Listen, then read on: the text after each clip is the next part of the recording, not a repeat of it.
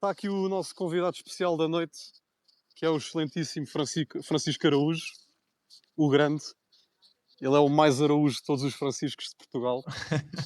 Boa noite a todos, meus caros. Então, Bernardo, como é que estás? E Estou boa noite, ótimo, pá. Daniel, também. Pá, um grande abraço a toda a Oi. audiência que está aqui hoje.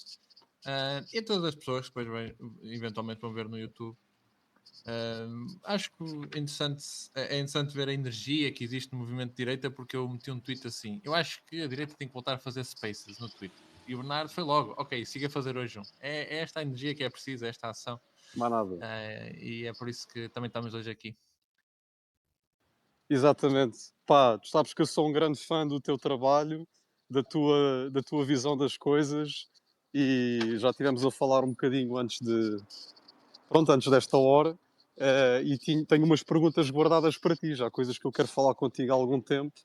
E, e pronto, portanto, malta, hoje o formato vai ser mais em modelo de entrevista, mas é uma coisa muito light, como sabem, falar assim, vamos a falar entre amigos.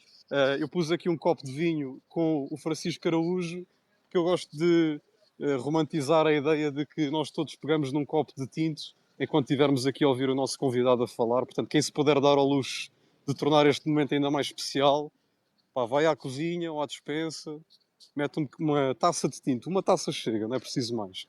E ficamos aqui numa tertúlia. E então, Francisco, estás pronto? Posso começar aqui a fazer-te as perguntas? Podes chutar à vontade. Espetáculo.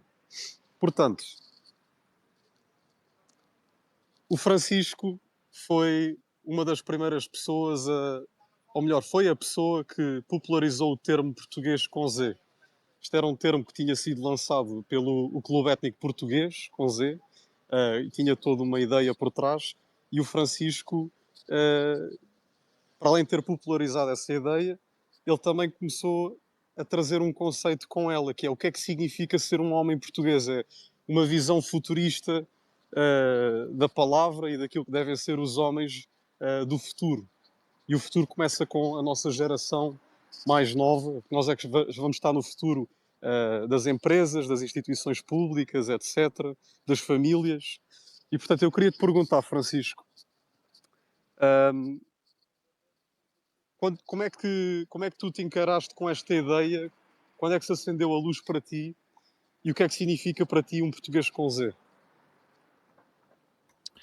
Bom, primeiramente eu acho que o português com Z é, é uma separação de águas entre o português que temos hoje, que é um português da contemporaneidade, é a contemporaneidade essa que começa com a altura da Revolução Francesa, mas no caso português, podemos dizer que é o português pós 25 de Abril, que é um português completamente incomparável a todos os portugueses, a 99% das gerações anteriores, no sentido em que é um português que já não é de Portugal, é um português do mundo, é um português que saiu da sua terra porque teve que sair, porque as oportunidades aqui, a construção de vida aqui praticamente não existe, porque já está descaracterizado da sua própria terra.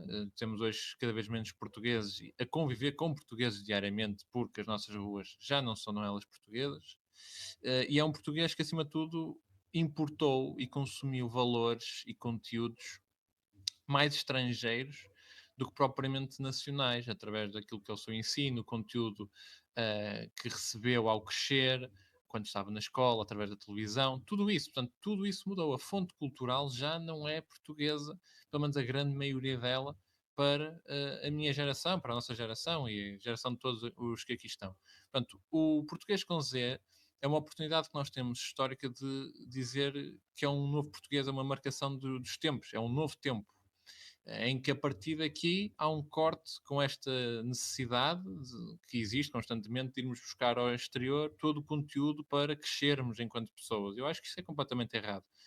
E acima de tudo também marca aquilo que é o fim do tabu da etnia, porque na segunda metade do século XX a biologia, a etnia, a própria filosofia, essas áreas tiveram uma grande mudança face àquilo que foi o contexto após a Primeira e a Segunda Guerra Mundial.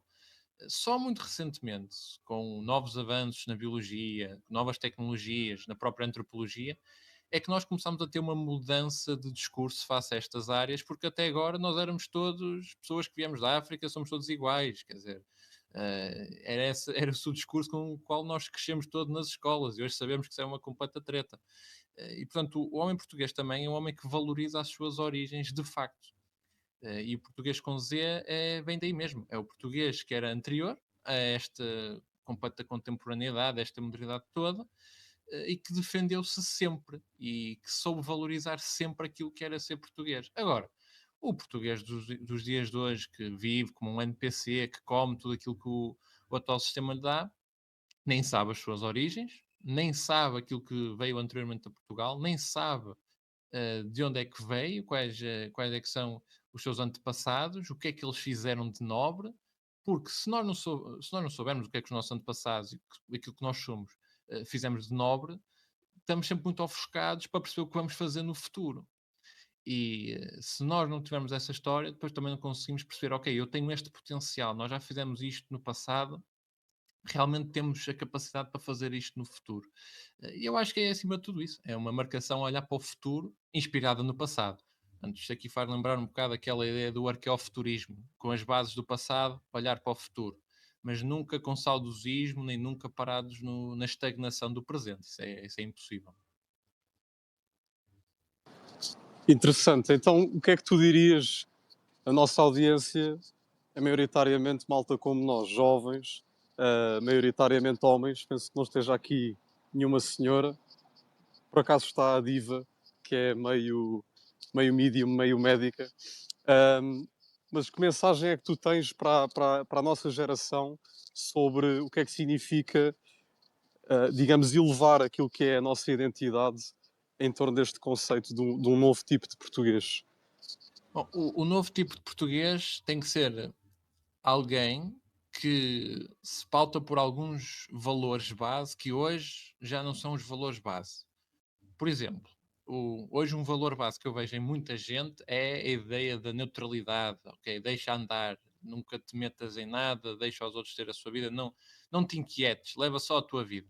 Não, eu acho que este é um valor base que tem que ser mudado por outros valores base. Por exemplo, eu quero o homem português que tem o valor base da superação, a ideia de que se consegue superar, consegue ser melhor aquilo que é atualmente, consegue sempre pensar no futuro com otimismo. Nós, com a Primeira Guerra Mundial, a Segunda Guerra Mundial e depois aquilo que foi a Guerra Fria, sempre na constante possibilidade de uma guerra nuclear, a nossa visão do tempo mudou muito. Ou seja, nós encurtámos a nossa visão do tempo, passámos sempre a viver num período de muitas crises, multicrises. Repara que a minha geração já passou, a nossa geração já passou por 3 crises desde há 25 anos para cá. Portanto, sempre se olham para o futuro com pouco otimismo. Portanto, temos que viver o agora e já. É esta a visão que existe hoje.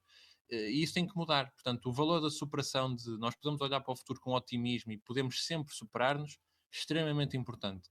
Um, a visão de que podemos criar valor, ou seja, nós não somos apenas mais uma peça na máquina, não, nós podemos criar a máquina, não há nada que nos limite a isso se tivermos a vontade de querer construir a máquina.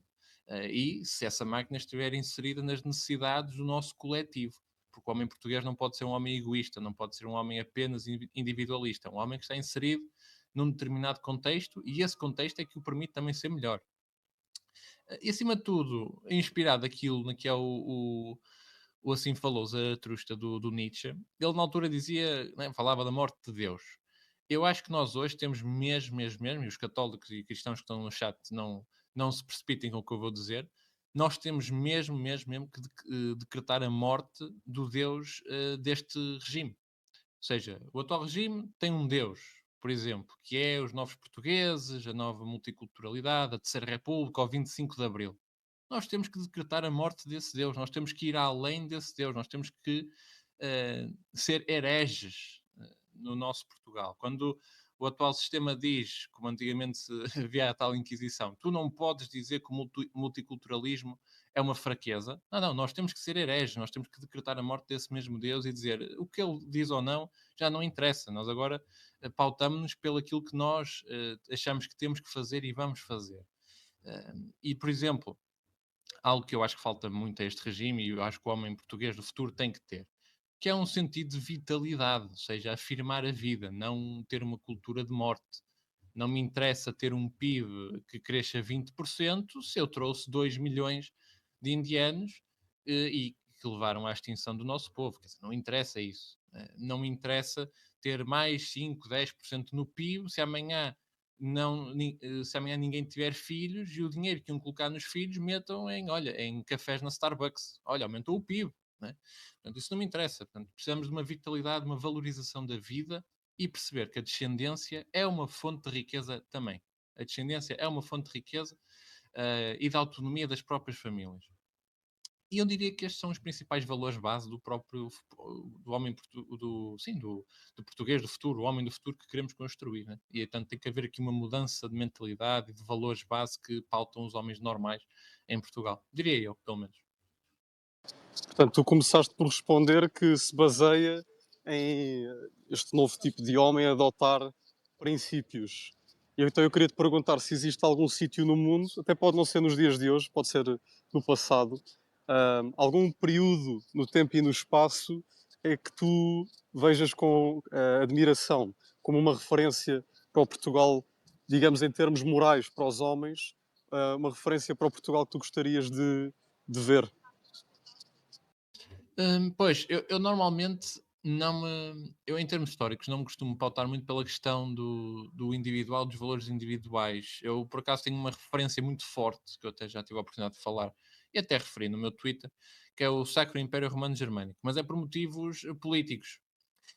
Agora, nesses termos, eu diria que aquilo que é a nossa herança, eu diria até mesmo mediterrânica, românica, romã, sim, eles tinham um mindset que era bastante bravo nesse sentido, ou seja, mesmo naquilo que foram as guerras, as guerras contra Cartago, quer dizer, nós tínhamos constantes perdas e perdas e perdas de vagas de ataques do Império Romano, onde se situa a atual Tunísia, mas eles nunca desistiam, ou seja, era uma mentalidade onde era o impossível, onde imperava o impossível. Portanto, esse espírito de sacrifício para mim é algo que revela genuinamente como é que um país, que na altura não era o império que nós conhecemos, na altura estava praticamente fechado àquilo que era a Península Itálica. Isso é uma grande referência, porque na altura eram pequenos e foi através também dessa vontade de aço que também depois conseguiram expandir-se.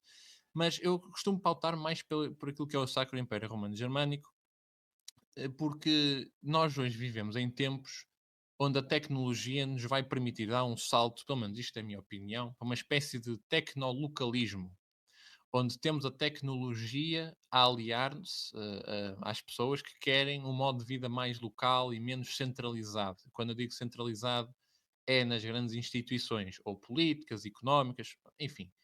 Eu acho que nós podemos ter efetivamente essa ideia de um bloco grande a nível europeu, não nos moldes da atual União Europeia, que tem apenas um propósito, que é a federalização, mas um bloco grande, especialmente numa altura em que a Europa está refém daquilo que é os Estados Unidos e a China, neste momento, em termos militares ou económicos, mas dentro desse bloco, de uma vontade civilizacional, porque a única coisa que nos une é essa mesma civilização, cada ponto geográfico desse mesmo bloco tem os poderes e a tecnologia suficiente para ser soberano, olhar para aquilo que é o seu próprio espaço e desenvolver as suas ideias, o seu modo de vida. E nesse sentido, eu acho que o Sacro Império Romano Germânico é uma referência, porque a nível de valores havia ali uma unidade grande, um grande bloco. Eu gostava que toda a gente na Europa, todos os países na Europa, por exemplo, não tivessem o aborto. Eu gostava que todos os países na Europa fossem contra o multiculturalismo, esses valores base, mas depois havia ali um bloco de defensor também de certos interesses, mas sempre com a liberdade local dos próprios países ou dos próprios territórios, defenderem-se e também prosseguirem os seus próprios estilos de vida em termos económicos. Para mim, isso é uma grande referência. Agora, por exemplo, na nossa história, a primeira dinastia, para mim, é a nossa grande referência, porque na altura, estava-se a viver o tempo da Reconquista, a primeira Reconquista, e nesse período de primeira Reconquista havia a referência daquilo que nós tínhamos sido antes, seja na altura do Império Romano, sejam as tribos germânicas, e sabíamos quem era o adversário. Sabíamos que não queríamos ser islâmicos, sabíamos que não queríamos ser árabes, sabíamos aquilo que aconteceu aos povos indígenas berberes do norte da África, que foram completamente islamizados e hoje são irreconhecíveis. Sabíamos que não queríamos aquilo. E, portanto, mesmo tendo nós rivalidades com aquilo que viria a ser Espanha, houve essa capacidade, e até tivemos um grande apoio dos franceses, de ingleses, malta do centro da Europa, houve essa grande união para que nós conseguíssemos ter o nosso espaço e desenvolver o nosso espaço, desenvolver o nosso povo. E eu acho que isso para mim é um grande momento de referência, ou seja, conseguimos colocar as nossas rivalidades entre irmãos de parte por um bem maior que foi do total interesse e que moldou completamente aquilo que viria a ser o futuro da civilização europeia. Portanto, eu daria essa referência. Uma resposta um bocado mais longa, mas daria essa referência. Sim, eu tenho aqui umas perguntas relativamente à política. Não estava planeado perguntar-te isto, mas estavas a comparar a questão da centralização com o localismo e eu fiquei curioso para saber o que é que, por exemplo, tu defendes a nível político em Portugal, porque existe, por exemplo, a Malta do Norte queixa-se muito que está tudo monopolizado por Lisboa, centralizado em Lisboa, um, e eu tenho ideia que tu não defendes assim um regime tão centralizado. Pois não, efetivamente não, porque eu acho que esse centralismo nos tem sido bastante prejudicial, no sentido em que quando tu tens um excesso de centralismo, tu tens uma ausência de liberdade para certas ideias se desenvolverem ou uma distribuição desses mesmos recursos para as melhores ideias ganharem. E, portanto, isso aplica-se no caso de Portugal, mas, por exemplo, noutros contextos até internacionais. Eu acho que a total centralização e a capacidade de um Estado como os Estados Unidos ou até a própria União Europeia terem a moeda que têm num sistema fiat, ou seja, de total confiança, mas não alicerçada em nada, também leva a que existam grandes consequências económicas e não existam garantias de valor. Mas existe essa centralização dessa mesma moeda que leva a essas consequências, porque depois tens um pequeno grupo de pessoas a definir o destino de milhões. Portanto, essa mesma centralização, para mim, às vezes, umas coisas é importante. Por exemplo, se nós formos a ler até o próprio O Príncipe de Nicolau Maquiavel, quer dizer, ele gosta muito de muita descentralização em várias coisas, mas há coisas que não pode ser. Por exemplo, no caso dos exércitos. Exércitos privados, nesse sentido, na altura, eram sempre uma ameaça. E era uma ameaça potencial sempre ao príncipe. E aqui é a mesma coisa. Tu tens que ter uma soberania centralizada. Tens que ter um Estado forte na sua defesa, com fronteiras fortes. E para mim é um absurdo, por exemplo, às vezes estar-se a privatizar a possibilidade de atribuições de nacionalização. Isso é um exemplo de falta daquilo que é centralidade. E, portanto, em algumas situações é má, noutras situações é boa. No caso económico, acho que Portugal, como já tem um excesso de centralismo, aí já teria que ir no sentido da descentralização. Mas, sim, depende sempre do contexto. Nós nunca, pelo menos é a minha perspectiva, não devemos correr o risco, às vezes anarcocapitalista, de é tudo corrido à ausência de Estado e de regulação, nem devemos correr nem devemos tomar o princípio que para mim é errado de total centralização em tudo, porque nós não conseguimos prever todas as dinâmicas de mercado. Milhões de dinâmicas de mercado acontecem todos os dias em Portugal e ninguém, num sistema central, consegue prever tudo. E, portanto, eu acho que os dois extremos aqui, não que eu seja alguém do PSD muito centrista, não é isso que eu estou a ser, mas eu acho que as duas visões aqui têm falhas e, portanto, nós temos que adaptar, dependendo da circunstância e do tema, as valências que uma centralização tem ou uma descentralização tem, num contexto mais específico. Pois, interessante. Eu pessoalmente admiro muito o sistema na Suíça, mas acho que seria um bocado demasiado descentralizado no caso português. Não, Ah, para Portugal se tornar numa Suíça, aí tem que haver uma evolução para lá chegar, porque hoje não daria. Hoje não daria, na minha opinião.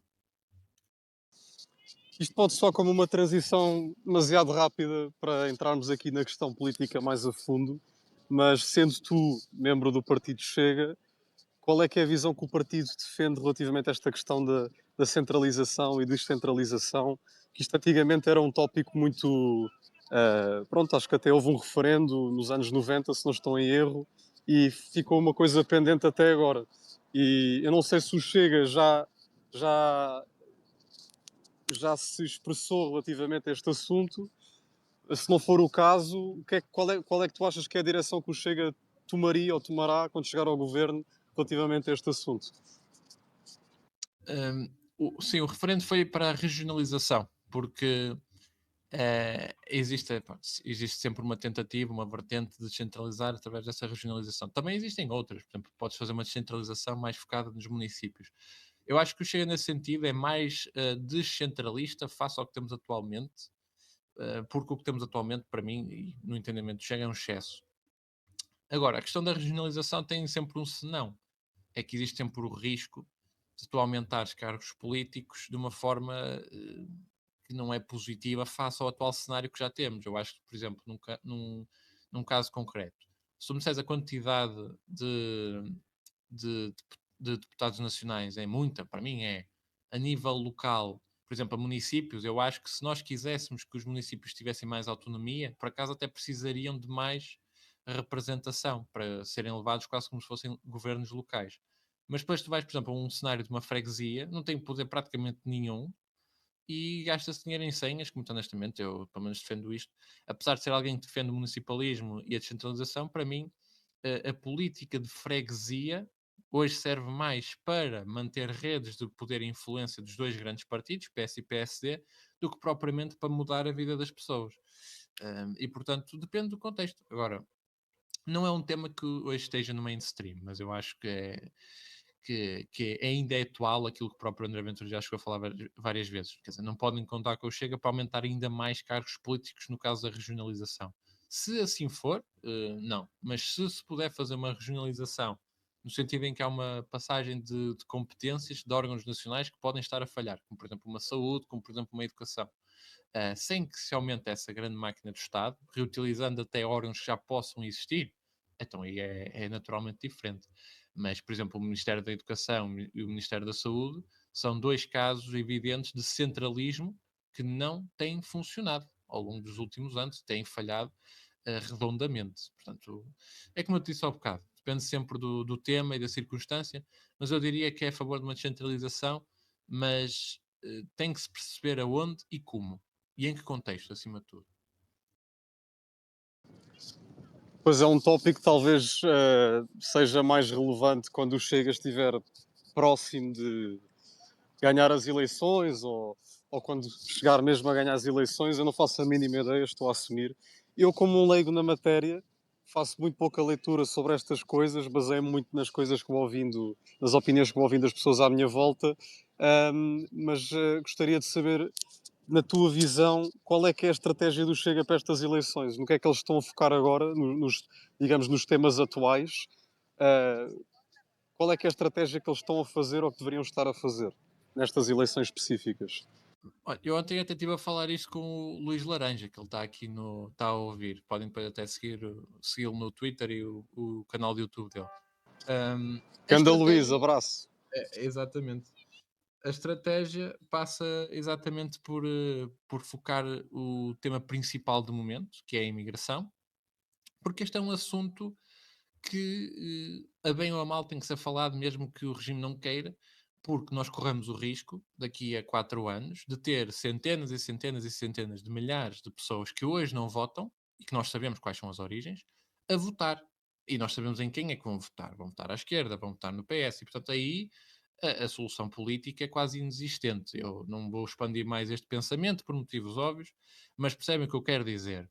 Um, e aí vai haver uma grande desvantagem. Depois, temos também a questão do combate à corrupção, que é o que eu acho que chega a seguir muito, por causa do contexto do Luís Montenegro, porque teve aquela situação de estar a receber dinheiro de empresas privadas quando não devia, o próprio acaba por reconhecer isso ao passar as empresas para os filhos. Portanto, temos estes dois temas principais. Agora, se tu me perguntas o que é que deveria ser, eu acho que a imigração, sim. A corrupção, eu acho que já é um tema muito associado ao Chega. Acho é que, infelizmente, o povo português não valoriza o tema tanto como deveria ser valorizado. Caso número um, na Madeira, quando temos um governo como o de Luís Albuquerque, que é, neste caso, privilegiado com uma maioria absoluta, mesmo tendo caído nas circunstâncias em que sabemos que caiu, né? Exatamente associado também ao tema da corrupção. E depois aqui vemos algumas sondagens feitas com a validade que têm, bem sabemos, que colocam às vezes mais a culpa até no Chega e no PS por terem mandado abaixo, mas não num primeiro-ministro que estava a receber dinheiro, alegadamente, de empresas privadas, enquanto devia estar em exclusividade. Portanto, a própria população em si, eu não acho que vá valorizar tanto esse tema, embora, pelo menos, eu acho que devia valorizar. Portanto, eu acho que a questão económica também devia entrar aqui em cena para impedir também crescimentos eventuais, por exemplo, de uma iniciativa liberal, que só serve para ser uma muleta do PSD, muito honestamente, e nem sei se temos liberais aqui no chat a ouvir. Mas eu acho que chega a poder falar mais dessa questão económica para esvaziar a iniciativa liberal. Porque a iniciativa liberal só recentemente é que quis falar da imigração, porque percebeu que se não o fizesse ia tornar-se mais irrelevante do que o que é, tocou nesse assunto, não tocou como deve ser tocado. Por exemplo, eles propuseram a questão de apresentar as nacionalidades no RASI, no Relatório Anual de Segurança Interna.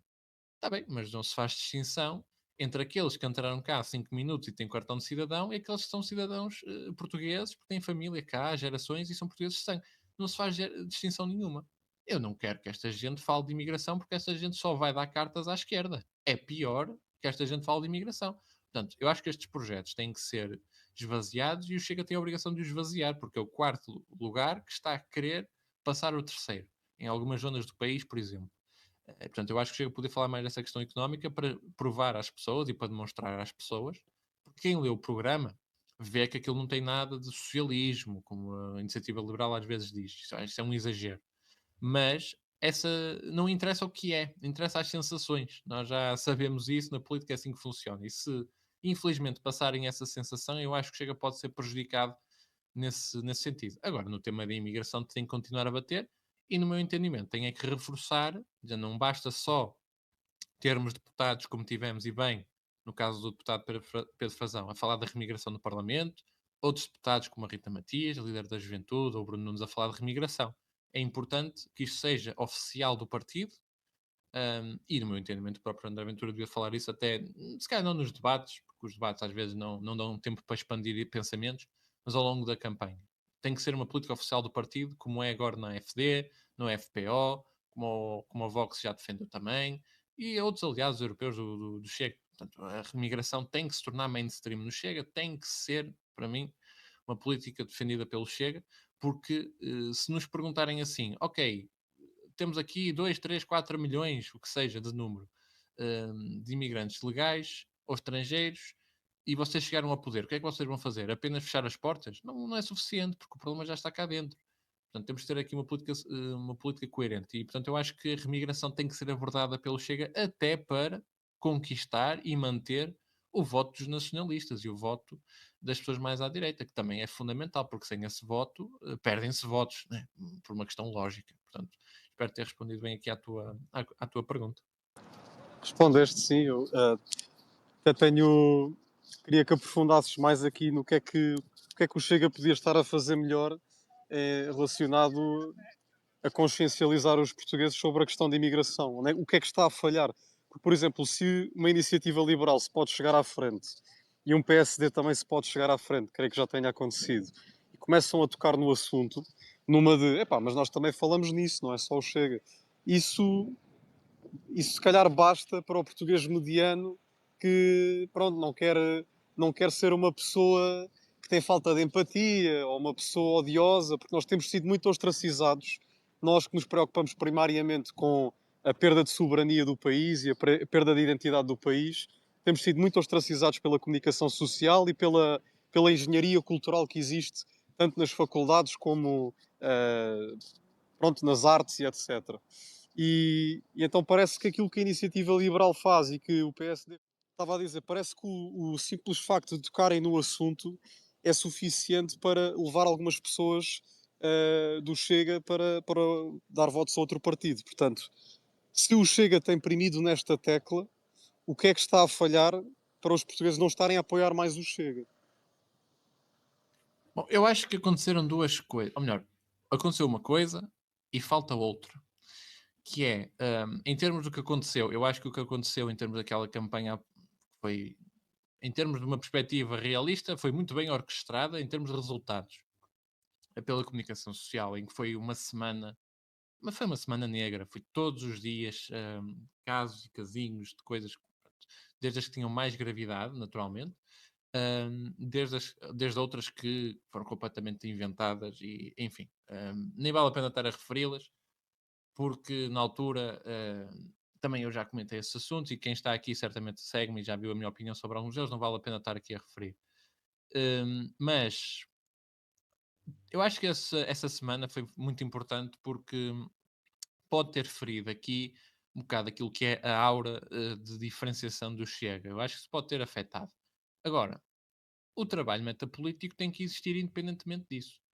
E, portanto, eu acho que não é em períodos de eleições que tem que se fazer a explicação do porquê das pessoas terem que virar à direita. Eu acho que esse trabalho é feito pré-campanhas eleitorais.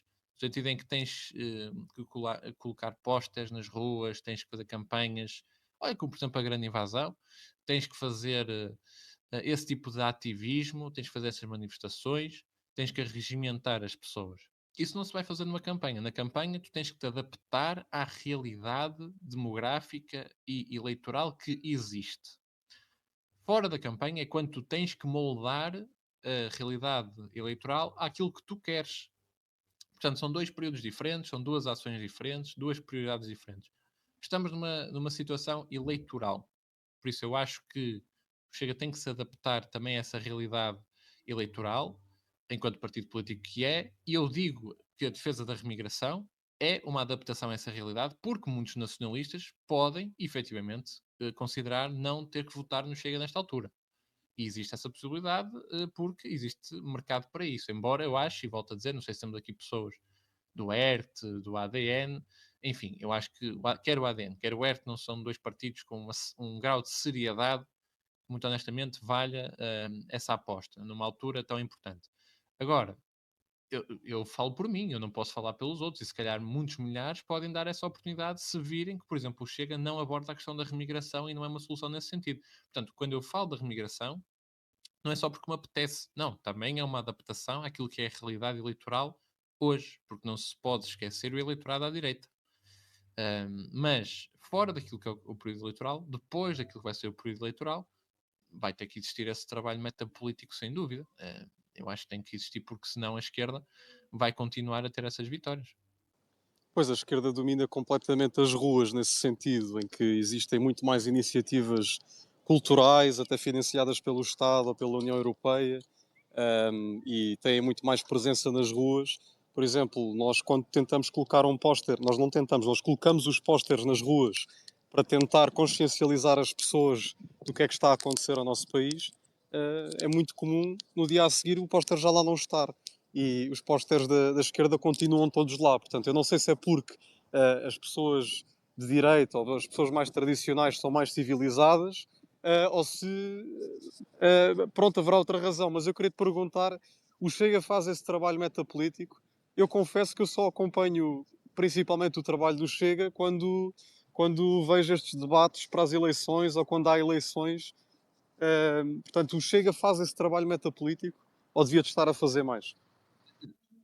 Pode sempre fazer mais, mas por acaso até faz. Tu tens várias ações de distribuição do Folha Nacional, que é aquele jornal, pronto, que é efetivamente mais associado ao Chega, e tu não tens isso, por exemplo, noutros partidos. Eu acho que isso é um trabalho, é um tipo de trabalho metapolítico. Objetivamente é um tipo de trabalho metapolítico.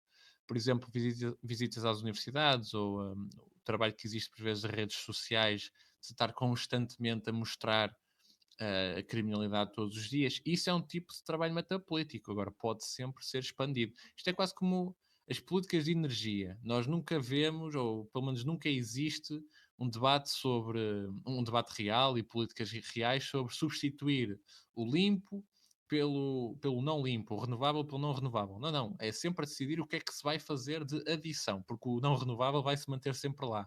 Aqui é exatamente a mesma coisa. O que existe de trabalho metapolítico pode não ser tanto como deveria ser, mas tem que se manter. Agora, tem que se adicionar ainda mais para ter um output ainda maior. E, portanto, nesse sentido, eu diria que provavelmente eh, esse trabalho de colocar os cartazes, às vezes, que a esquerda faz, por exemplo, se calhar falta. Outros tipos de ações, tipo, pequenas manifestações, às vezes a esquerda consegue fazer, a direita não consegue fazer tanto, é um mercado fértil para o Chega entrar. Eu diria que esse é o diagnóstico que eu faço neste momento. Certamente outras pessoas que estão mais no terreno também sabem a realidade do porquê de se calhar não ser feito, mas é uma aposta possível, especialmente em zonas mais urbanas, com mais jovens, é uma aposta possível, e que na minha opinião tem que ser feita, mas isso precisa de pessoas, é sempre preciso mão de obra, mão humana para o fazer. E eu acho que, sendo a juventude chega uma juventude muito mais recente do que todas as outras, por exemplo, ou até o partido em si mais recente do que todos os outros, se calhar às vezes não existe tanto essa orgânica de partir para a ação, como por exemplo já tens noutros. Isso é algo que só com o tempo é que se constrói, mas também tem que se fazer para construir. Portanto, não é só estar à espera de ter as pessoas, é ir fazendo, tendo as pessoas, ir fazendo mais. Pois, no que diz respeito à metapolítica, nós já sabemos quem é o Cristiano Ronaldo da metapolítica, não é? Eu não quero puxar aqui a brasa à nossa sardinha, mas a Reconquista domina as ruas e está a ganhar a Liga dos Campeões no que diz respeito à metapolítica e vai continuar. E toda a gente aqui é bem-vinda, obviamente, a fazer parte da equipa vencedora. Mas pondo agora ao Chega um bocadinho de parte, já lá voltamos. Queria-te perguntar, e eu sei que tu vais adorar esta pergunta, está relacionado com questões económicas. Portanto, o peso fiscal está a sufocar a classe média. Mas como aliviar isto sem cair no jogo do grande capital? Portanto, eu não sou socialista, não sou capitalista, não sou do Benfica nem do Sporting, eu sou neutro em muita coisa. Nestas questões económicas eu sou muito prática, é o que funciona. E eu tenho ideia que pronto, algumas pessoas deixam-se levar por fundamentalismos ideológicos no que diz respeito à economia. Epá, o mercado tem que ser sempre livre. Não, nós temos é que centralizar tudo no Estado. E, portanto, a minha pergunta, para ser se calhar mais simples, é o que é que tu defendes para aliviar esta opressão fiscal que os portugueses têm vivido há muito tempo, sem que o nosso país fique à venda e à mercê de quem tem mais capital? Olha, excelente pergunta, aliás, porque o meu próximo artigo, da minha série de artigos que eu tenho colocado no meu Substack, vai ser exatamente sobre isto. Eu, nesse sentido, eu não gosto dos rótulos, porque em termos económicos eu acho que não faz tanto sentido colocar rótulos, exatamente por essa questão pragmática. Por isso, eu a ter que me definir, eu gosto imenso daquilo que é a teoria económica distributista. Aliás, já fizemos um space há um ano e meio sobre isso. Hum, eu definiria como um localista de livre mercado ou um corporativista de livre mercado. Não corporativista estatista, como normalmente existe. Porquê o corporativismo e porquê o livre mercado? O livre mercado, exatamente porque temos neste momento um cenário fiscal que não é atrativo. Estamos num cenário de globalização onde tem que existir concorrência com outros países e, portanto, nós devemos caminhar no sentido de baixar o máximo de impostos possíveis para sermos atrativos, mas para baixar impostos tens de ter coragem de cortar. Ou seja, não é só ou baixar impostos, nem é cortar sem baixar impostos. Não, é as duas. Se tiras, se queres baixar 500 milhões num sítio, e bem, tens que devolver esse dinheiro ao povo, também tens que cortar 500 milhões da despesa, porque não podes correr o risco de ter bancas rotas. E, honestamente, o atual estado de coisas, o Estado português é muito grande, é gordo nesse sentido e não é eficiente, gasta dinheiro em tretas que não deveria gastar e em sistemas que são ineficientes, desde a saúde, desde a educação, gasta às vezes mais dinheiro do que aquilo que poderia gastar por um sistema mais eficiente e com melhores serviços. E, portanto, nesse sentido, o Estado tem que cortar nesses gastos, mas sempre passar esse dinheiro para as pessoas. E as pessoas têm a liberdade de escolha nos vários serviços, com o Estado a ser um árbitro. Ou seja, o privado não pode cometer esses excessos e é o privado que o faz porque o Estado, neste momento, não tem condições para o fazer. E se for o Estado, então, com esta centralização que temos hoje dos serviços, é bastante ineficiente. A lógica deve ser: o mercado é livre por natureza. Quando, por acaso, o mercado ou o privado não dá resposta a uma procura, então aí é que o Estado entra. Não é o contrário. Não tem que ser o Estado a ser o mercado e, por acaso, usa-se o privado. O que nós vemos são as PPPs, às vezes, em que, por motivos de negociata política, as PPPs colocam 300 milhões, o Estado coloca 700 e depois quem fica com o proveito económico às vezes são as PPPs. Isso também não é bom. Portanto, nem para um lado nem para o outro.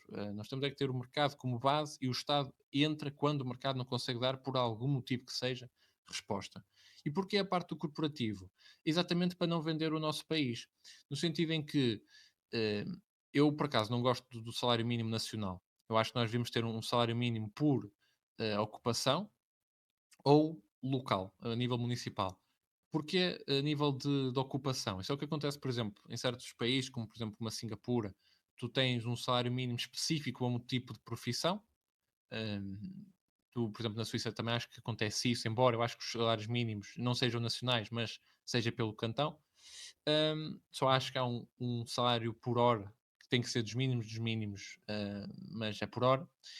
E depois tu tens essa possibilidade de teres um tipo de indústria que entre si está a cooperar para que essa indústria seja maior, concorrem uns entre os outros, obviamente, para ter o máximo de clientes, mas não tens a lógica destrutiva dos lucros através de baixos salários. Não é esse o caminho, não pode ser esse o caminho, porque é isso que está a levar os portugueses a ir embora e é isso que levou os portugueses, enquanto políticos, a trazer a Jovenlândia cá para dentro, porque estão dispostos a trabalhar por metade do que um português trabalha. Essa não é a solução. A solução é tu teres esses vários portugueses, enquanto trabalhadores, a ser ouvidos, as empresas representadas e não termos esta guerra atual que existe entre o conflito do empregador que às vezes quer, por exemplo, ter mais lucros para a empresa ser sustentável. O Estado não só não lhes dá os lucros porque vai buscar imenso em impostos e o empregador, então pronto, vou buscar aqui alguém do Brasil ou da Índia para fazer este trabalho. Nós temos que pensar no trabalhador português nesse sentido e no jovem português que está a emigrar. E, portanto, esse corporativismo serve exatamente para isso. É nós termos, por exemplo, em certas áreas, certos setores, várias empresas conseguirem fazer-se representar, por exemplo, politicamente, até eu até defendo uma segunda Câmara Política com representação dos vários setores económicos que se fazem representar juntos políticos. Por exemplo, os políticos querem abordar um tema sobre a indústria das madeiras. Imagina, ok, vamos ouvir o que é que os vários trabalhadores pensam dessa indústria, o que é que esses trabalhadores fizeram passar aos representantes, o que é que os empresários dessas indústrias fizeram passar aos representantes, qual é que é aqui o equilíbrio. E é esta opinião da força motora dessas mesmas indústrias que vai importar depois para aquilo que é a ação política. Não pode ser a ação política a ignorá-los, nem pode ser os empresários, os empregadores, os empresários e os trabalhadores a chocarem um contra o outro. Não, todos estão a remar para o mesmo sentido e o ganho de um tem que ser também, e também é, o ganho do outro. E esta é a minha visão, pelo menos. Pode haver essa organização, pode haver cooperação. Existem casos, por exemplo, no País Basco, de várias cooperativas não cooperativas ao estilo comunista, mas cooperativas entre privados que conseguem e tentam desenvolver vários modelos de negócio que são muito mais sustentáveis ao invés de estarmos sempre dependentes de grandes empresas internacionais, seja a nível do retalho, seja ao nível até da produção de tecnologia. Portanto, tudo isso é um modelo económico que os portugueses não estão habituados, porque não é debatido em Portugal, porque a economia não se debate em Portugal de forma séria. Mas é algo que acontece no exterior e eu acho que seria bastante importante trazermos modelos do género para Portugal, sempre neste triângulo. Ouvir o que os empresários acham do atual mercado e como é que podemos expandir as indústrias portuguesas nesse mercado, ouvir os trabalhadores, porque é que os trabalhadores não acham que vale a pena trabalhar ou não vale a pena trabalhar nessa indústria e perceber, enquanto Estado, que nós não podemos nem atrapalhar uns, nem atrapalhar outros. Temos que dar as condições para os dois subirem. Essa, pelo menos, é a minha visão em termos económicos, que é muito distinta do atual cenário português, onde tens um Estado que só se foca em ir buscar todas as migalhas e depois regula, regula, regula, até ao ponto em que os privados estão sufocados e toda a inovação é cortada. E depois compensa sempre muito mais comprar um Lidl desta vida, comprar outras empresas que vêm de fora desta vida, por acaso agora está-me a escapar outros exemplos, porque essas empresas vêm cá, já têm um modelo estruturado, vendem cá e os portugueses, ok, pronto, vou comprar. Mas isso é dinheiro que depois vai para empresas que não são de cá, está a ser pago enquanto imposto lá fora, é dinheiro que sai de Portugal. Nós temos que criar as nossas próprias soluções e não depender dessa mesma oferta internacional. Mas só com um cenário vantajoso em termos económicos é que os portugueses vão conseguir subir e ser competitivos. Né? Pois é, há pouco estavas a dizer que sim, realmente existe uma carga fiscal muito pesada e que seria necessário eventualmente fazer uns cortes. Uma questão que é muito levantada dentro deste tema é a questão das pensões.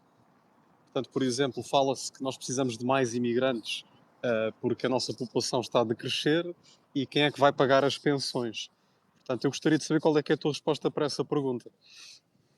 Bom, começa logo por ser uma autêntica farsa essa pergunta, que a comunicação social criou.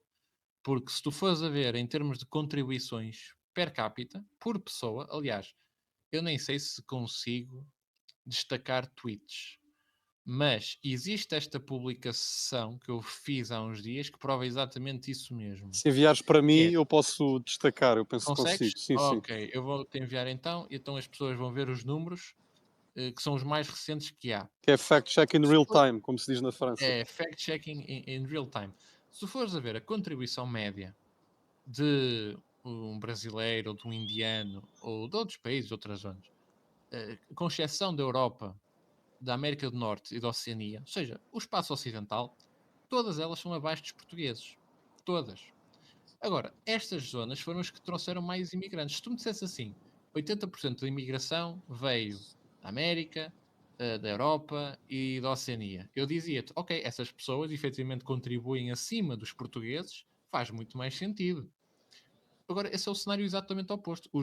Nós temos muitos imigrantes, é verdade, mas não é nem da Europa, nem da Oceania, nem da América que são os que contribuem acima dos portugueses.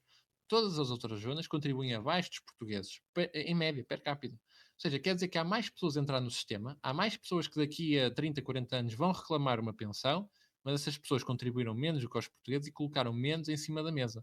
Ora, quando tens mais pessoas na mesa, mas não aumentas a quantidade de comida para distribuir por mais pessoas, vai haver menos coisas por distribuir por pessoa. Ou seja, há menos dinheiro por pessoa para distribuir para a Segurança Social. O que isto está a fazer, na verdade, é o colapso da Segurança Social, porque só está a acelerar. E tal, contribuíram para 2 mil milhões. É pouco, devia ter sido muito mais, face à quantidade de pessoas que veio. Se veio um milhão de pessoas, tinham que ter contribuído muito, muito mais, se querem às vezes ficar 20, 30 anos a receber uma pensão. É impensável. Agora, claro que a comunicação social aproveita-se do facto de muitos portugueses não entenderem isto e diz: não, não, mas eles contribuíram 2 mil milhões, 3 mil milhões. Não é suficiente. Tinha que ter sido muito mais para estarem ao mesmo nível do que um português médio contribui.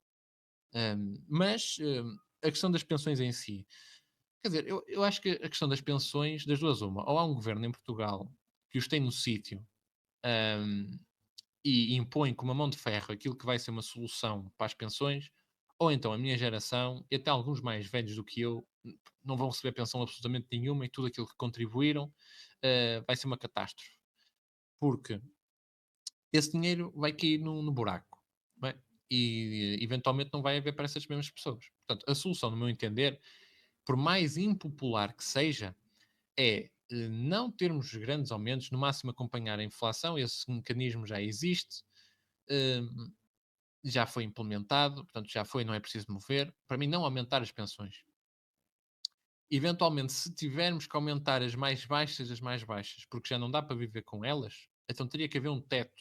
Ou seja, há certas pensões que não poderiam ser maior do que um X número de euros, porque senão há um total desequilíbrio do sistema. Mas eu nem vou por aí.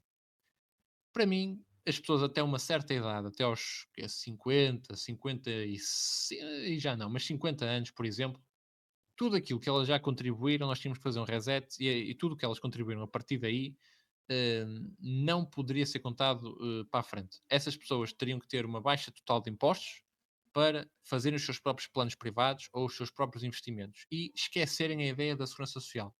E acabou-se também a tal da contribuição para a segurança social. Tinha que acabar, tinha que se dar algo em troca. E todo o dinheiro focado do Estado seria até uma certa geração, até um certo número de pessoas que nasceram num X ano, cumprir com as obrigações. Mas a partir daquele ano para trás, para as pessoas mais jovens, não tem mais nenhuma obrigação de segurança social. E todas essas pessoas têm muito mais dinheiro ao final do mês para fazer os seus próprios planos privados. Ou porque querem investir em alguma coisa, ou porque querem fazer um plano privado, o que quer que seja. Mas tem que se fazer aqui um corte de gerações. Porque a minha geração atual não vai conseguir ter essa pensão. E, portanto, eu acho que qualquer político que queira ser minimamente realista tem que dizer o sistema de segurança social falhou como foi pensado, é um esquema de pirâmide, temos que o cortar pela raiz. E vai haver sempre uma geração dali 10, 15 anos, pessoas que nasceram entre 10 a 15 anos, por exemplo, os que estão nos 55 anos ou até aos 40, ou 35 até aos 45, que já descontaram, que vão ter que assumir, vamos ter que assumir nacionalmente o dinheiro que essas pessoas já colocaram para a ação social, acabou. Não vão receber de volta, mas nós vamos dar-lhes de outra forma, com uma grande descida de impostos. É a única forma. Eu desafio qualquer pessoa, ou proponho qualquer pessoa para vir falar e que proponha uma outra solução. Porque eu gostaria que existisse outra solução que não esta. Mas eu acho muito difícil. Porque isto é uma questão de distribuição de dinheiros. Há um dinheiro dentro do sistema. E esse sistema vai colapsar. Portanto, temos que encarar o problema ou de frente, ou esperar daqui a 10, 15, 20 anos, quando toda a gente barrar e não houver pão para ninguém na segurança social. E se alguém tiver uma solução, eu próprio digo. Digam-me. Eu quero ouvir mais soluções para além desta. Porque eu não estou a ver mais nenhuma, infelizmente. Portanto, nós estamos aqui num Spaces em direto, mas se quiserem debater com o Francisco Araújo, podem enviar mensagem para o seu perfil de Twitter, que é Francisco Trad, TRAD underscore, ou podem entrar em contacto comigo, que é arroba Tinto Lusitano. Acaba com 1. Portanto, seria interessantíssimo ver um debate deste nível, seria sem precedentes, porque não há ninguém, usando aqui a expressão do meu camarada, que os tem no sítio para debater questões como esta, porque nós estamos do lado da verdade. Isto qualquer um pode dizer isto, mas nós dizemos atrevam-se a debater connosco, atrevam-se a debater com o Francisco Araújo para ver se existe alguma solução melhor do que esta. Eu, pessoalmente, teria imenso gosto em aprofundar mais nesta matéria, mas tenho outras questões guardadas para ti. Adoraria ver os números para um dia poder debater com alguém da minha família até. Estou a pensar uma pessoa muito específica. Beijinhos. Sobre estas questões, porque realmente isto é uma pergunta que se levanta muitas vezes e eu fico ali meio atrapalhado. Portanto, essa questão de que eles contribuem menos do que aquilo que se diz, eu já estava familiarizado com isso, acho que é um conceito fácil de compreender. Claro que existem bastantes imigrantes oriundos de países mais ricos do que Portugal, se calhar até põem mais em cima da mesa, mas vêm para aqui porque beneficiam num custo de vida mais reduzido e há outros malefícios, há outras. Um, há outras perdas, por exemplo, têm muito mais competitividade no mercado habitacional, têm maior capacidade de investimento, e os portugueses continuam a ser empurrados para a parede. Um, mas gostava de compreender um bocadinho melhor a nível de números como é que isso funciona, a partir de agora há menos impostos, etc. Fica aqui a nota para um futuro Spaces ou até uma das tuas lives, teria todo o gosto em ver. E pronto, e o Francisco mencionou que vai escrever um artigo no Substack, penso que esteja relacionado com este tópico também. Portanto, podem visitar Sim. o Substack dele. Ora, próximo tópico é um tópico bastante interessante, pelo menos para mim, e acho que para muita gente que está aqui, se calhar até para a maioria da sociedade, embora toquem muitos nervos. E o próximo Spaces que eu vou organizar é sobre este assunto especificamente, e também teremos um convidado especial para fazer um debate. E este tópico é o feminismo. Portanto, o feminismo e a cultura contemporânea. Qual é que é a tua visão sobre o feminismo? Porque o feminismo não é necessariamente aquelas mulheres de cabelo azul e curto que não depilam as axilas, que vão mostrar os peitos na Avenida da Liberdade quando é o Dia da Mulher. Isso é uma forma de feminismo que é o que eu chamaria, usando o termo deles, um feminismo tóxico. Mas não será todo o feminismo tóxico? Eu estou curioso para saber o que é que tu achas disto. Pois, eu acho que todas as formas de feminismo em si já são prejudiciais, porque todas elas, qualquer tipo de feminismo, eh, pauta-se por uma revisão do papel do homem e da mulher. Logo, é uma tentativa da criação de um conflito entre quer homem, quer mulher. E nós não precisamos de conflitos, nós precisamos é de unidade. Quer dizer, o homem e a mulher têm que ter uma relação de complementaridade, não é uma relação de conflito, seja de que lado for, seja dos homens na perspectiva para as mulheres, seja das mulheres na perspectiva para a dos homens. Só que o feminismo em si é uma forma de reequilíbrio daquilo que é a distribuição de papel na sociedade. Portanto, para mim, existiu aqui um grande evento, que acaba por ser a Revolução Industrial, que de mais tarde, com eventos geopolíticos como a Primeira Guerra e a Segunda Guerra, fazem com que a mulher consiga ter acesso à técnica e ter um papel produtivo na economia como nunca antes tinha tido. Porque a mulher sempre trabalhou, mas uma coisa é um trabalho, outra coisa é um emprego, e a outra coisa é a participação formal da economia, e que tem um grau de influência maior do que um simples trabalho, por exemplo, doméstico. É diferente, porque o trabalho doméstico é uma forma de trabalho, mas não é um emprego. E, portanto, o peso social mudou automaticamente aí para a mulher. Subiu muito. Se nós tivéssemos que colocar um gráfico sim, de poder social no homem e na mulher, quer dizer, no patriarcado o homem tem mais do que a mulher.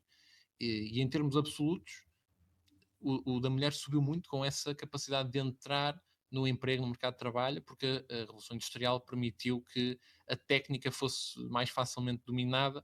Já não era preciso, por exemplo, a instrução para seres um artesão, aquela formação toda, que as mulheres tradicionalmente não participavam disso. E agora é muito mais fácil e houve a necessidade por causa do envio de milhões de homens para a Primeira e para a Segunda Guerra. Portanto, isso em primeiro lugar isso foi logo aí, foi a primeira grande vitória do feminismo, porque antes tínhamos tido as sufragistas, mas os primeiros movimentos feministas não foram levados a sério, nem ganharam. Existiu esta necessidade económica e por isso é que começaram a ser depois aí sim muito mais levados a sério. Depois disso, com o fim da Segunda Guerra Mundial e com a vitória da visão liberal no Ocidente, temos aquilo que é a Revolução Sexual. Os avanços tecnológicos, novamente, já não é uma questão aqui de revolução industrial, mas os avanços tecnológicos, por exemplo, para a questão da pílula, tudo isso permitiu que o mercado de relacionamentos começasse a ter um shift. Na altura não se notava muito, mas hoje, tudo aquilo que nós estamos a ver hoje é a consequência de décadas de uma mudança desse mercado de relacionamento. No sentido em que agora a chance de uma relação entre um homem e uma mulher se traduzir num filho reduziu bastante. Logo, isso permite que a mulher consiga ter um poder relativo muito maior nesse mesmo mercado de relacionamento. Passado 40, 50 anos, o que vemos hoje é que entre 30% a 40%, já não me recordo a 100% o número, dos homens jovens não têm qualquer tipo de relação até enquanto são jovens. Entre 20% a 30% no cenário ocidental, depende do país, obviamente. Enquanto isso, se nós tivéssemos que colocar um gráfico de capacidade e de hierarquia de relacionamento, se nós tivéssemos que fazer aquele exercício de, ok, esta mulher é 10 de 10, esta mulher é 1 de 10, este homem é 10 de 10, este homem é 1 de 10. Um está no topo da hierarquia, daquilo, de acordo com aquilo que são o status social, de acordo com aquilo que é o canon de beleza, por exemplo. Okay? Lotaria genética, literalmente. Não teve que fazer nada para ter aquilo. Se nós fôssemos a ver, nós temos neste momento o 10 de 10, 9 de 10 e 8 de 10 dos homens a conseguir monopolizar completamente a atenção de 80% a 90% das mulheres.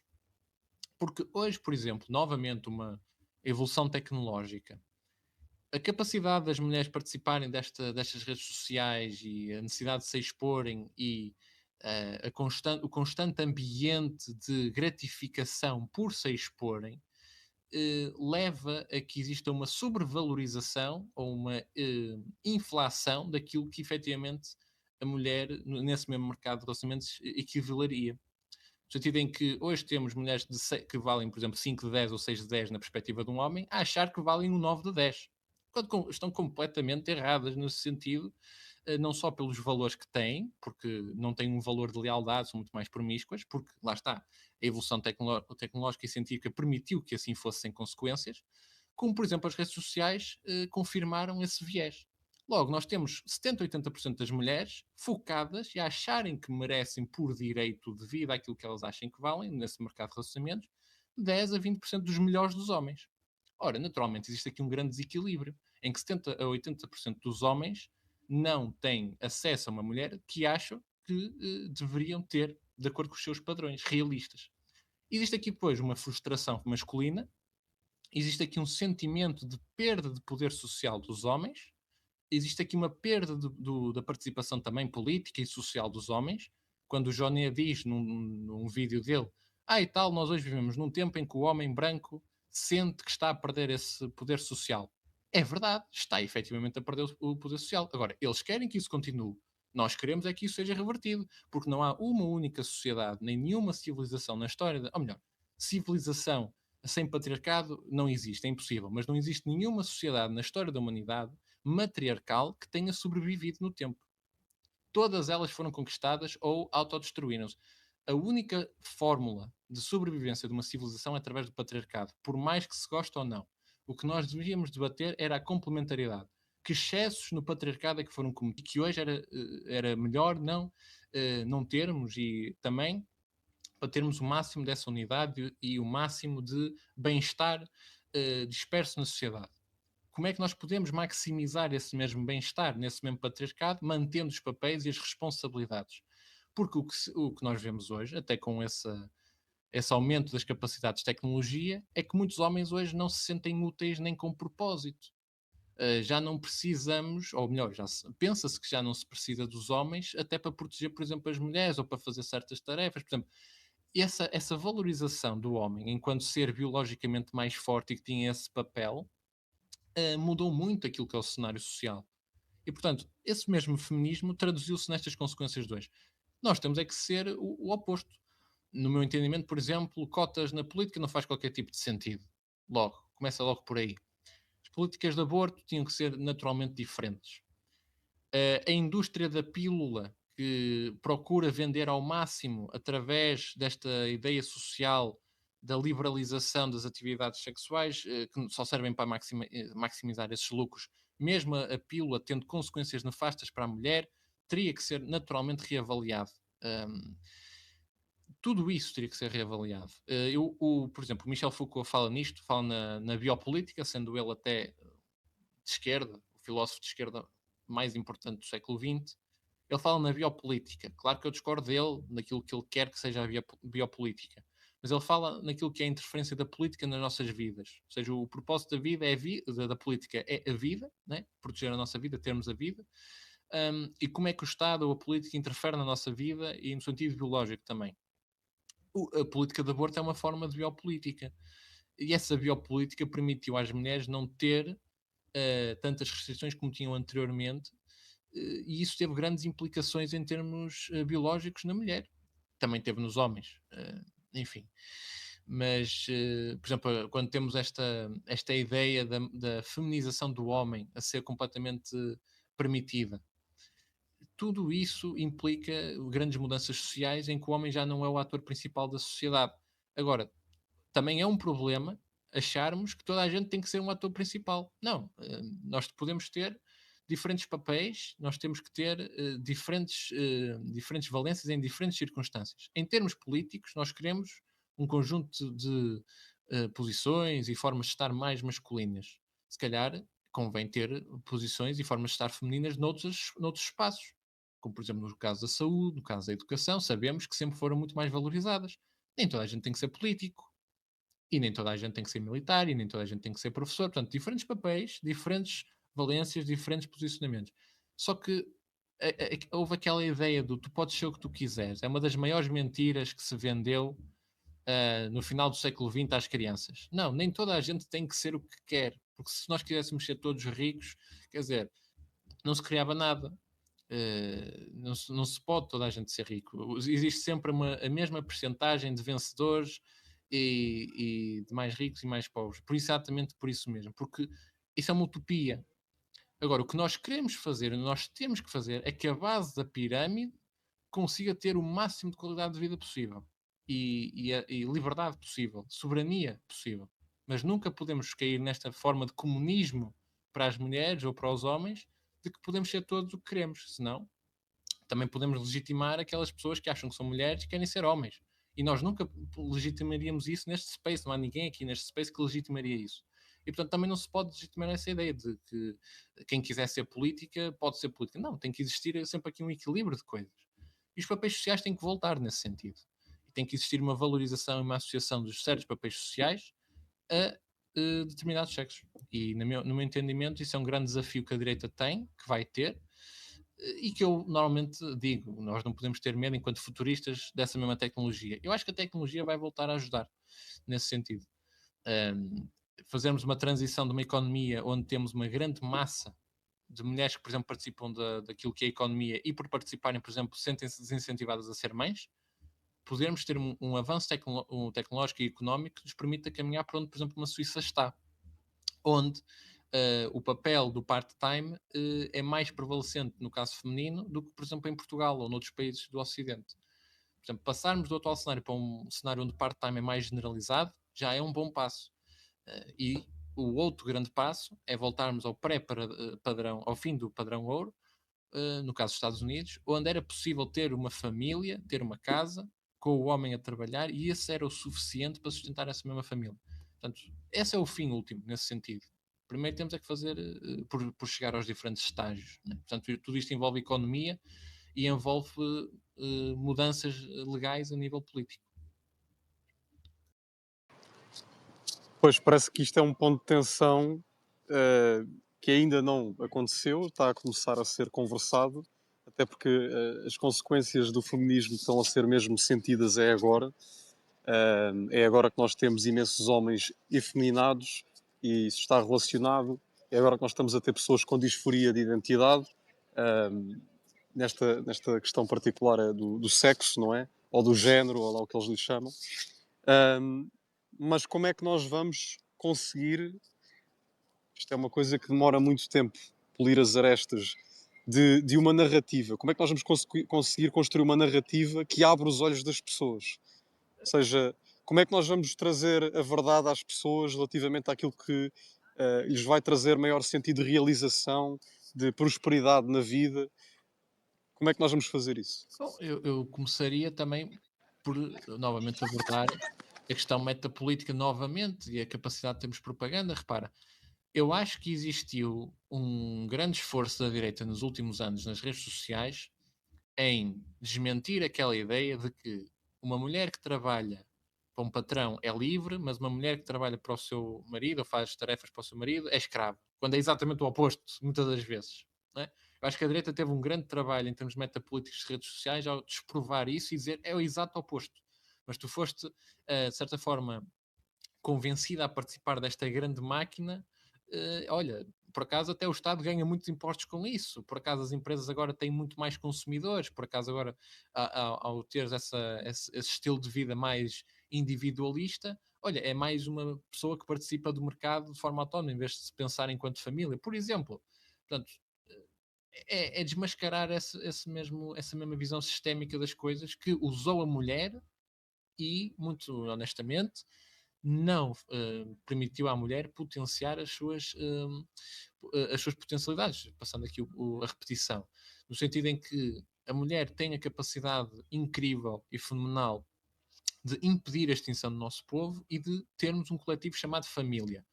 Mas hoje nós temos uma economia não centrada nas famílias, ou seja, no sentido em que, isto pelo menos enquanto tradicionalista é o que eu acredito, a família é a célula base de qualquer sociedade. Hoje não. Hoje é o capital e é o Deus do multiculturalismo e as experiências sociais que são o ponto de partida de qualquer sociedade moderna. Portanto, tem que ser mudado, tem que se mudar, tem que se fazer esse shift. E, portanto, sendo a família a célula base da nossa sociedade que queremos construir, quer dizer, não há família sem o trabalho árduo e o sacrifício que a mulher tem ao estar grávida e ter essa vida moldada. E tudo isso tem que ser mudado em termos de narrativa, é certo? E dizer que a grande contribuição social que tu podes e tens que fazer e deves fazer é através desta maternidade.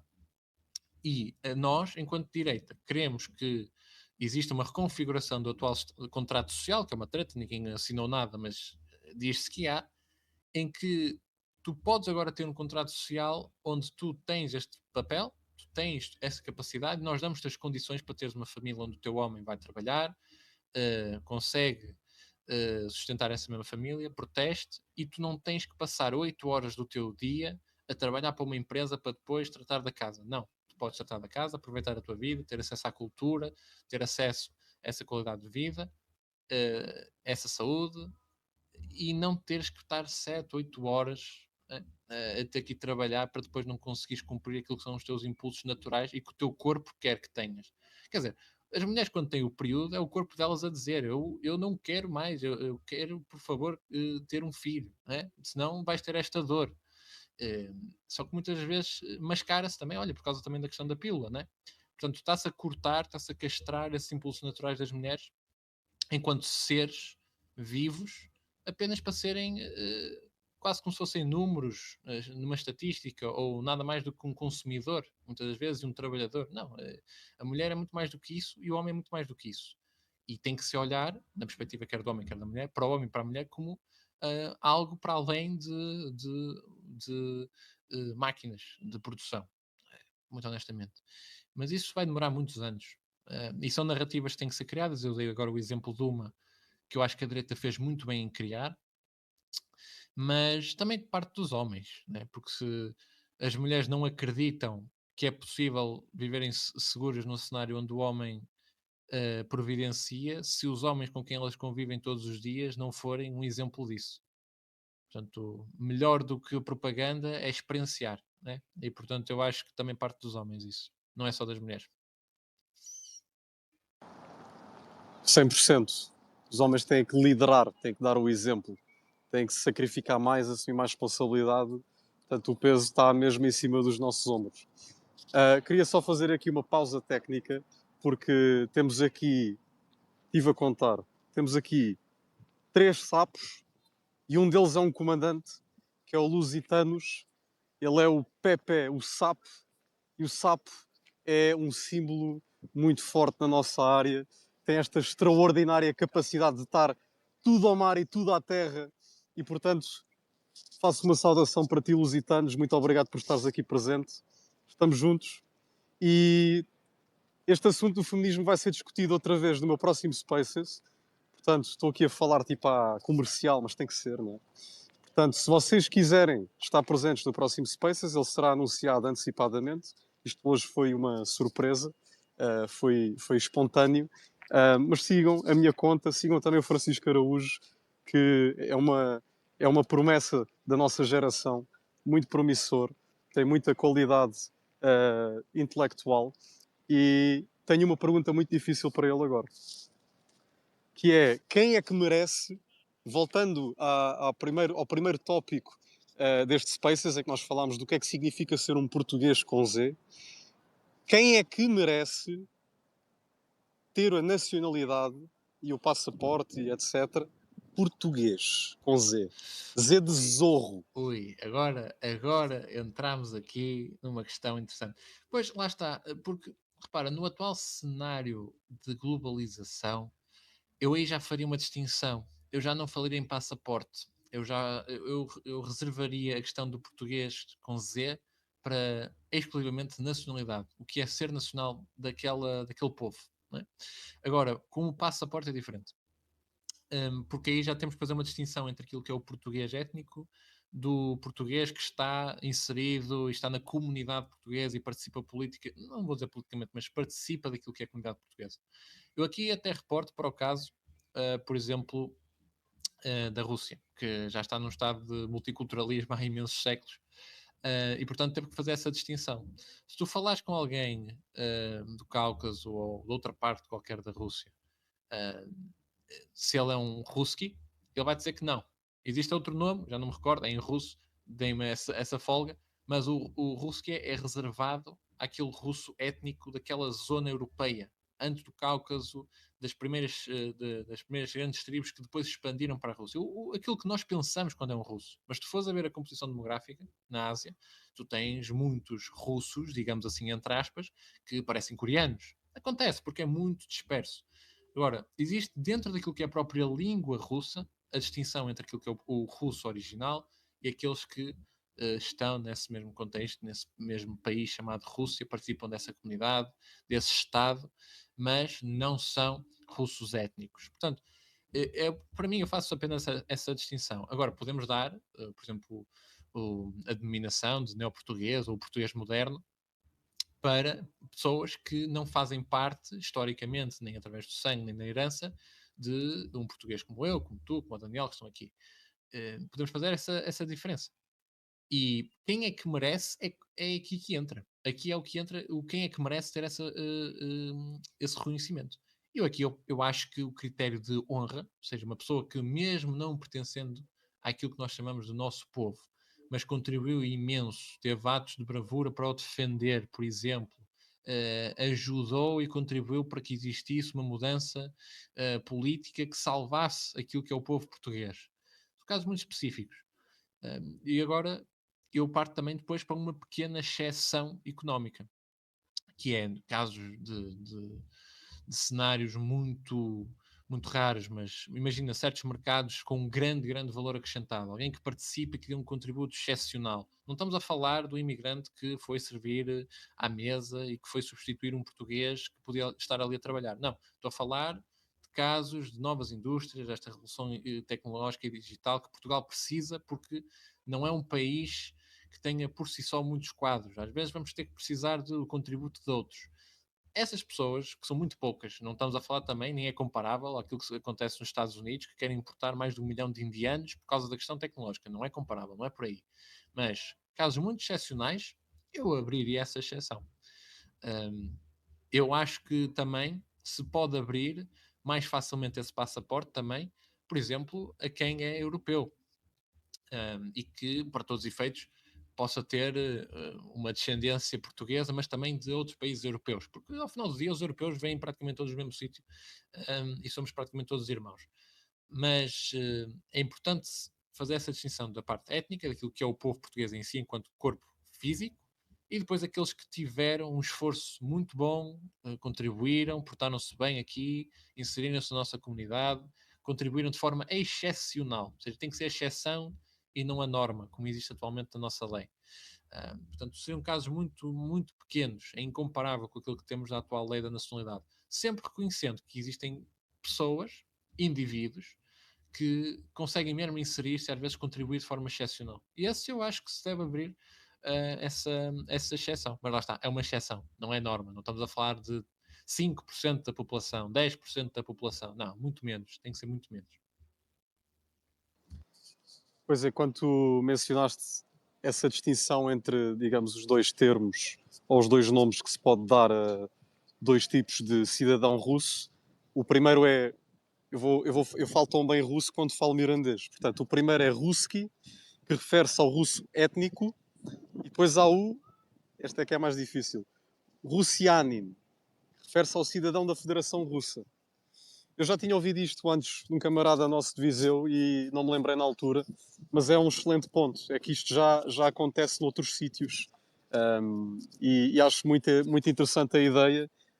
A mim o que me preocupa é mesmo a perda da identidade. E eu penso que Portugal, durante séculos, teve esta capacidade de ter, entre aspas, povos intermediários, por assim dizer, sem se perder. Um, Coisa que, por exemplo, a malta da Nova Portugalidade adora falar, como se aquilo fosse sempre assim, como se aquilo fosse o normal. Não, aquilo eram exceções.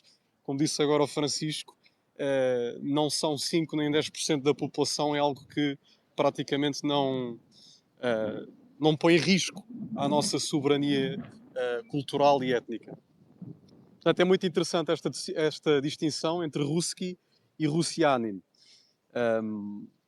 Portanto, um tartar, um checheno, etc., não são russkis, são russianins. Muito interessante. Dentro deste tópico ainda da nacionalidade, tu acreditas que, ou melhor, falando mais de imigração, tu acreditas que deve haver uma percentagem específica de pessoas estrangeiras que podem residir em Portugal? Será 10%, 5%, 3%? Existe uma percentagem ou há outra métrica para mantermos a nossa demografia saudável e soberana?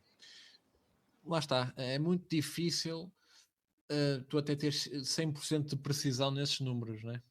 Portanto, eu até poderia dizer aqui 5%, mas é muito difícil um Estado ter constantemente 100% dessa certeza. Portanto, tem que sempre haver aqui uma pequena margem. Mas eu diria que 5% é para onde devemos caminhar, porque é onde países saudáveis e com um espírito de comunidade praticamente intacto e com alto capital social se inserem. Estamos a falar de casos como, por exemplo, da Suíça. A Suíça, efetivamente, tem uma espécie de multiculturalismo, mas é europeu, onde tu consegues ter português, muitos portugueses, centenas de milhares de portugueses, vários alemães, vários franceses, vários italianos, centenas de milhares de outros países europeus, e acho que só 5%, 5, 6% não é europeu, e por isso é que é um país que se consegue entender tão bem e tem esse capital social. Portanto, aqui extrapolando para um caso ainda melhor, sendo nós um Estado-nação, um dos poucos Estados-nação originais, acho que devemos ter no máximo 5%. Por isso é que eu acho que, por exemplo, a política de cotas do Chega dá aso a isso. É uma boa entrada para essa noção de cotas. Tem que haver limites de números. Não podemos extrapolar, nem podemos. Não é extrapolar, mas não podemos ultrapassar uh, certas métricas. Por exemplo, não podemos ter, não basta só a nível nacional, por exemplo. Eu acho que não faz sentido eu até poder ter 5% da população, mas se 5% da população estivesse todo no Sul, então o Sul já perdia muito, né? Portanto, ou no Norte. Portanto, tem que haver um equilíbrio a nível nacional e tem que se fazer ter a certeza de que não existem grandes concentrações a nível ou municipal ou local, porque é aí que grandes comunidades começam a existir e é aí que se começam a fortalecer. E nós não queremos forças vivas, para além do povo português, dentro do nosso território. Portanto, não só a nível nacional, mas a nível local, tem que ser sempre disperso. E, por exemplo, olha, o caso da comunidade cigana. Uma política muito defendida até, que foi defendida até pelo Partido Socialista em uma outra Câmara mais a sul, foi dispersar a comunidade. No sentido em que tu às vezes tinhas a comunidade muito forte, sempre muito coesa, sempre a viver em zonas muito perto umas das outras, mas quando começou a haver uma criação de alguns prédios e até se começou a aconselhar vários ciganos a vir para alguns prédios, houve uma separação de certas comunidades, houve uma maior integração no mercado de trabalho e houve uma diminuição também dessa mesma criminalidade e daquilo que nós vemos que a comunidade em si faz. O enfraquecimento ou não permissão de um fortalecimento dessas comunidades também é muito importante. Não basta só dizer eu quero 5% a nível nacional. Esses 5% têm que estar dispersos e não podem estar fortes, porque senão corres o risco de eles depois irem crescendo e irem ganhando influência política e económica. Isso também não pode acontecer. Portanto, sim, 5%, mas quando perguntaste outras métricas, eu também tenho que ter sempre isso em atenção. Pois, isso de estarem dispersos em vez de estar concentrados, lembra-me uma situação no Japão, que acho que o Japão tinha descido de 98% de população indígena, nativa, nacional, para 97%. E houve grandes manifestações em Tóquio e tudo. Engraçadíssimo. Pois, entretanto, infelizmente a situação piorou por lá. Eles neste momento já têm ilustres doutores da Jovenlândia a fazer breakdance metro. Estamos a falar de um povo extremamente sofisticado que, quando os portugueses lá chegaram com tecnologia de ponta, os chamaram de Nambanjin, que quer dizer bárbaros do sul, porque nós tínhamos a barba comprida, falávamos alto, comíamos com as mãos. Pronto, os gajos também não sabiam como é que era do outro lado do mundo, quando não tínhamos passado meses no mar alto e guerras com todo o tipo de povos e etc. Mas sim, realmente o problema muitas vezes nem são os indivíduos em si ou a origem dos indivíduos em si, é mesmo quando se começam a formar comunidades que começam a defender os seus próprios interesses e querem competir com os interesses, digamos, da população indígena. Eu gosto muito desta palavra porque acredito que existe uma relação sagrada entre o sangue e o solo e isto não é nenhuma referência específica, é mesmo, acredito que existe uma relação sagrada a ser respeitada por todos os povos relativamente àquilo que é a sua terra natal, a sua terra, o seu habitat natural, por assim dizer. Portanto, para os europeus é a Europa, para os africanos é a África, etc. E, claro, houve tempos fantásticos de aventuras de expansão, mas os tempos de hoje são diferentes e existe... Não conheço aquele gajo de lado nenhum, mas ganda mota. Lá vai ele. Mota de trás já não era assim tão boa. Mas é isso, portanto, tem que haver aqui uma gestão mais, mais bem pensada, mais bem intencionada, até porque neste momento é tudo aquilo que trouxer o maior lucro. tenho aqui outra questão também relativamente, portanto, consequências da imigração, que neste caso está mais relacionado até com a imigração oriunda de países ricos. Isto se calhar é a minha costela do MRPP a falar. Tu acreditas que estrangeiros devam ter o direito a comprar propriedade privada em Portugal? Por exemplo, faz sentido nós aceitarmos um casal de alemães que vem e compra 3 apartamentos em Lisboa porque pode pô-los a render, como Airbnbs e etc. Ou será que nós temos espaço limitado e é melhor preservá-lo com este tipo de princípios? Bom, essa é uma pergunta que tem muitas armadilhas pelo meio. Não estou a dizer que foram intencionais, mas existem sempre muitas armadilhas pelo meio. Porque quando tu dizes não comprar propriedade, eu acho que Portugal, se quer atrair o dinheiro suficiente para depois esse dinheiro descer para a população e a população aumentar o seu nível de vida, o dinheiro tem que vir de fora. E portanto, sim, para mim é possível que estrangeiros investam em Portugal também comprando essa propriedade, por exemplo, empresas ou até famílias. Agora, 3 casas, aí é outra conversa. Porque uma coisa é alguém querer vir investir em Portugal porque gosta muito do nosso país e tem muita riqueza e compra aqui uma casa e, portanto, ao estar aqui, vai consumir aqui, vai criar empregos aqui. Outra coisa, é algo que também às vezes acontece, é um ricaço que vem da Alemanha ou de França, compra 3 ou 4 casas e as outras 2 ou 3 estão desocupadas durante metade do ano. Isto, numa altura em que há uma crise de habitação, não pode ser. Não pode ser. Nós, neste momento, não podemos ter casas que estão praticamente abandonadas e sem uso, a não serem, a não terem um propósito de baixar os preços da atual habitação. E eu sei que algumas pessoas aqui eventualmente podem eventualmente não gostar do que eu estou a dizer, mas no meu entendimento deve ser assim. E portanto, tem que, eu não vou dizer obviamente para o Estado tirar essas mesmas casas, não, mas isto também com outra pergunta. Será que a lógica de taxação atual faz sentido? Porque o IMI já tinha esse propósito. Só que os políticos que pensaram o IMI pensaram no mal, deturparam o propósito real do IMI. Por isso é que eu acho que o IMI é um imposto muito estúpido. Eu agora vou explicar o porquê. E lá está, tu perguntaste por estrangeiros, e eu agora vou ter que ir ao sistema fiscal porque isto tem tudo a ver. O IMI foi, de certa forma, inspirado num economista americano que era o Henry George. O Henry George defendia, ou pelo menos criou, foi o criador principal da tese do georgismo, onde nós não devemos taxar o trabalho, nós não devemos taxar o lucro e nós não devemos taxar o consumo. Era a tese dele. Porque tudo isso prejudica quer o consumidor, quer quem trabalha, quer quem investe. E tudo isso é o motor da economia se queres ter progresso económico e desenvolvimento económico num país. O que ele defendia é que nós, enquanto Estado, o Estado devia proteger, ou pelo menos, se quer cumprir com as suas obrigações sociais, a fonte de taxação tem que vir de quem ocupa o seu solo.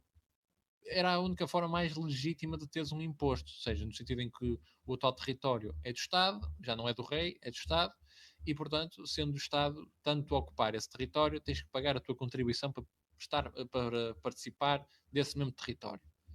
É nesta inspiração histórica, que já vem do século XIX, que o IMI nasce. Só que o problema do IMI português é que também é um bocado estúpido, porque nasce num contexto em que já existem muitos outros impostos, e depois, para além de teres muitos outros impostos, penaliza-te por inovares ou pelo valor que às vezes queres criar para, por exemplo, para cima, ou construir em altura de uma determinada propriedade. E isso é estúpido, porque senão não convidas à melhoria da tua propriedade.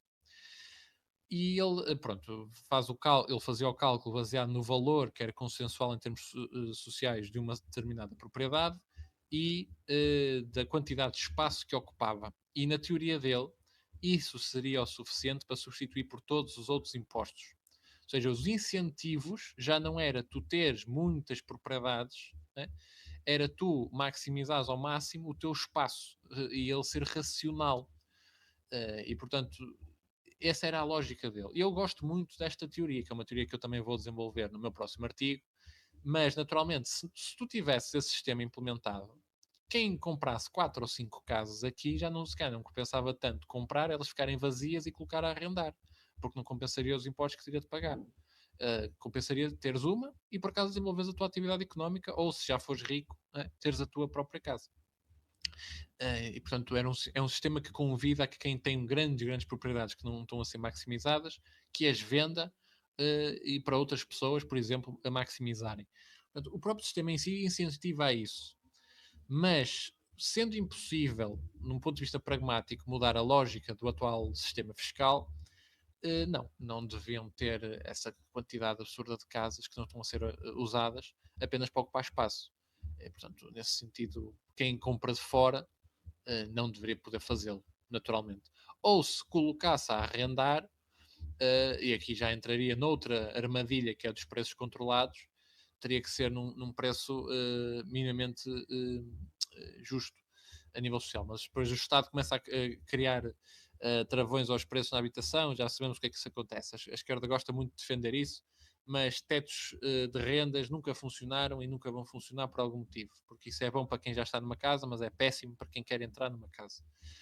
Portanto, o ideal mesmo era não comprarem até um X número de propriedades se não estiverem cá, por exemplo, para um negócio, para criar ainda mais empregos. Se só estiverem cá para passar a sua reforma ou viver dessa mesma exploração em termos económicos daquilo que é o mercado da habitação, não deve ser. Para isso teriam que construir, pelo menos, porque a construção ao menos geraria retorno económico. Mas não, de resto, só usarem a sua vantagem económica seria desvantajoso para os portugueses nesse sentido. Pois, inicialmente eu tinha-te perguntado que países é que, em qualquer período da história, serviam de referência para ti, de um ponto de vista moral. Agora vou responder à minha própria pergunta neste contexto. Eu sei que nos Emirados Árabes Unidos, que para mim é um país exemplar em quase 1001 aspectos, há aqui o trocadilho das 1001 noites, que no que diz respeito à lei da propriedade, apenas a população nativa tem direito, número um, a nacionalidade, que é espetacular, mas penso que isso esteja para mudar para breve, para incluírem pessoas excepcionais, como tu mencionaste há pouco. Mas existem zonas internacionais onde os imigrantes, que eles lá gostam de chamar de expats, é assim um termo mais requintado, podem comprar propriedade. Portanto, existem bairros específicos, zonas das cidades específicas, onde eles podem comprar propriedade. E que geralmente são. É um país que praticamente é tudo areia. Portanto, aquilo são empreendimentos enormes, com condomínios, com vivendas, com arranha-céus. Eles disponibilizam algumas, não sei se é uma percentagem específica ou se são áreas específicas, mas são as chamadas zonas internacionais, onde eles podem comprar habitação. Eu tenho ideia que em algumas partes da Suíça também é assim que funciona, porque às tantas havia tanto, não sei se isto era uma coisa que mudou antes ou se sempre foi assim, mas eu tenho ideia que antes havia tanta procura por aqueles chalés no topo das montanhas que hoje só em condições muito especiais é que um estrangeiro as pode comprar. Tem que estar lá a viver há 10 anos ou uma coisa assim do género. Mas relativamente à Suíça, não tenho 100% de certeza. Mas o que é que tu achas deste modelo dos Emirados Árabes Unidos? Porque, de acordo com o que tu disseste, tu queres proteger ainda assim um bocado aquilo que é pronto, a indústria imobiliária e recomendas que se construa mais. O que é que tu achas deste modelo dos Emirados Árabes Unidos? Eu acho que é um modelo que é ajustado àquilo que é a realidade dos Emirados Árabes Unidos. Lá está. E Portugal tem que ser o seu próprio. Mas esse é um modelo que faz sentido porque tu estás num contexto agreste em termos climatéricos e que é onde dá para expandir. Nem que seja para cima, porque há capital suficiente para fazer essa expansão. Ora, capital que está muito mais no privado. No caso português, o grande agente com capital em Portugal para se fazer o que quer que seja é o Estado. E nós sabemos que muitas vezes o Estado, quando promete construir não sei quantas casas para combater a habitação, nós vemos o Estado a prometer, imagina, um orçamento de 100 milhões. Vais ao final do ano e o Tribunal de Contas depois diz: mas não foram cumpridos 100 milhões, foram cumpridos 60. E no caso do privado, não acontece tanto isso, se esse capital estiver mais focado no privado. E, portanto, no caso dos Emirados Árabes Unidos, eles fazem esse reajuste, também porque é do interesse deles passar por algo que Portugal já passou. Nós já tivemos uma vaga de imigrantes com muito capital, digamos, os ricos reformados vindos da Europa, que já vieram para cá. E eles vieram pelo nosso soft power, por o que temos a oferecer em termos culturais e de clima, mas o facto de eles irem atrai depois ainda mais. O caso dos Emirados e os países no geral da Península Arábica é diferente, eles estão a tentar criar esse soft power. Aliás, o chocolate do Dubai é exatamente isso, é uma tentativa de criação de soft power. E portanto eu acho que eles estão a ajustar-se a isso e estão a abrir-se a isso. E têm espaço e têm capacidade para isso, acima de tudo. Portanto, eles estão a fazer isso numa perspectiva de criação e não de reação a um problema.